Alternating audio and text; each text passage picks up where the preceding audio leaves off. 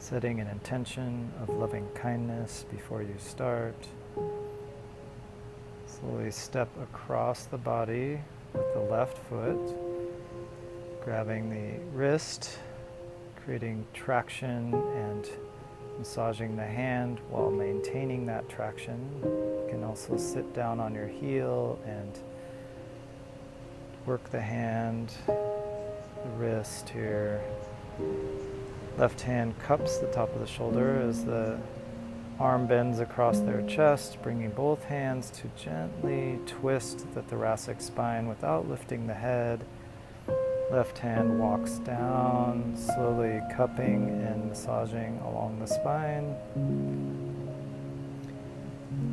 Right hand moves to the back of the head to create some nice traction.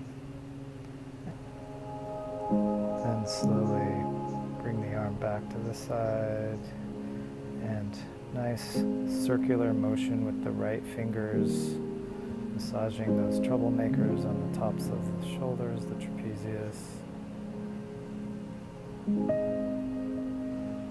Slowly shake out the arm while releasing any tension left, and begin to slowly walk down, squeezing the arm as you walk from the shoulder to the wrist.